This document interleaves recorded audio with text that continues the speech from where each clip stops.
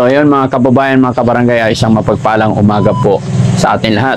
Mga kababayan, pangatlong araw na po ni Ate Maricel dito sa bahay ng Team Daddy Frankie. At mga kababayan, ito rin po yung sa pangatlong araw, ito yung sinabi ng doktor na kailangan makabalik kami bago mag alas 11 ng umaga. Kaya naman mga kababayan, maaga pa lang, nag-prepare na ang ating mga kasamahan, pati si Ate Maricel, dahil dadalhin natin siya ngayon. Ito yung follow-up, check-up mga kababayan. Kaya samahan niyo po kami para malaman natin at para mabilis ang paggaling ni Ate Maricel, kailangan sundin natin lahat ng instruction ng psychiatrist po niya. So mga kababayan, nakapag-almusal na rin si Ate Maricel, kaya tuloy-tuloy tayo and diretso po tayo sa video. Blessan na ni Lord yung ating biyahe na ilayo tayo sa anumang kapamakan, anumang disgrasya. Maraming salamat po.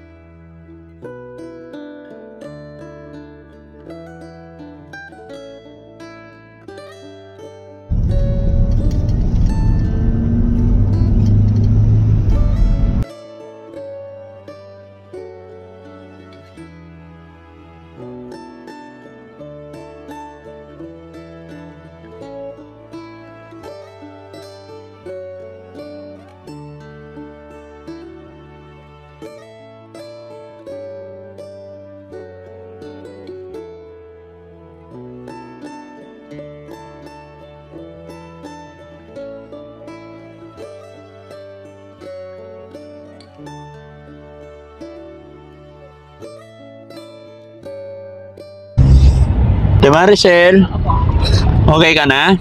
O, bababa na tayo, ha? Okay. Behave ka lang, ha? Ano sa akin? Mamaya na yung roll-on, nandun na sa bahay, eh. Ayan ang pagpapulas ko ng pangis ko. Sakit lang nga sa roll-on.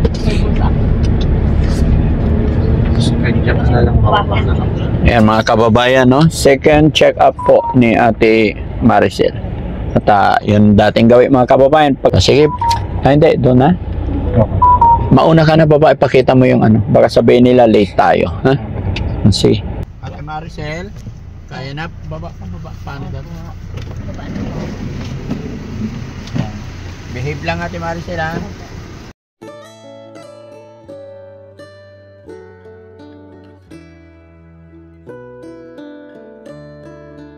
So yun mga kababayan, no? Ito yung araw ng second check-up, pero ngayon okay na.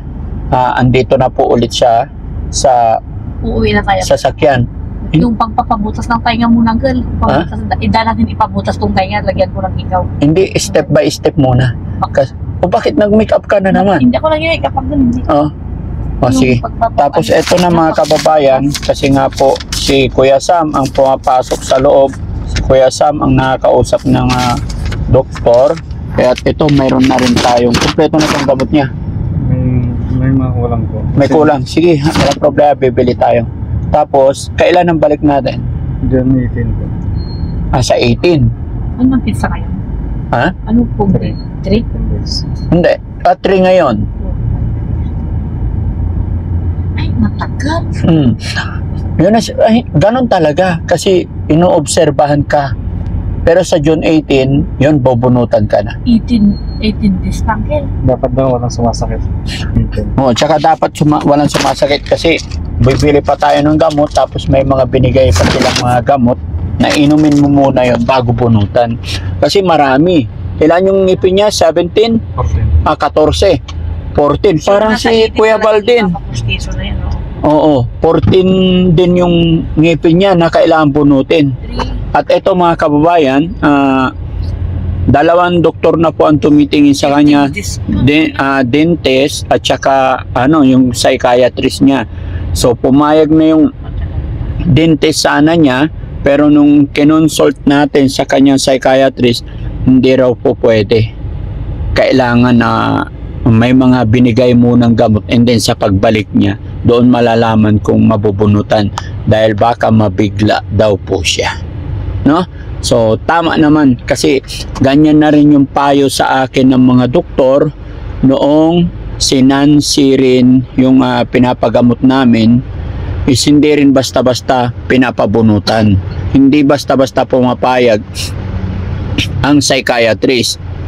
Kung ano man ang kanilang mga kadahilanan or what, sila na po talaga nakakalamat, hindi tayo. At least nalaman natin, at least nalalaman nyo rin sa amin na ganun ang sistema, no? Basta hintay-hintay lang tayo, step by step. At ang balik natin dito sa June 18 ulit.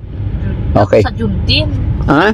June 10. Hindi natin pwedeng hindi pwedeng tayo, kumbaga sundin lang natin June doktor, 18 para maging pala. okay lahat. Okay? Para tuloy-tuloy ang pagganda mo, tinan mo, gumaganda June na. 18 po eh. Oo nga Dami eh. tayo kasama ko sa ipabutas natin yung tainga ko. Sige. Yung Ay. tainga.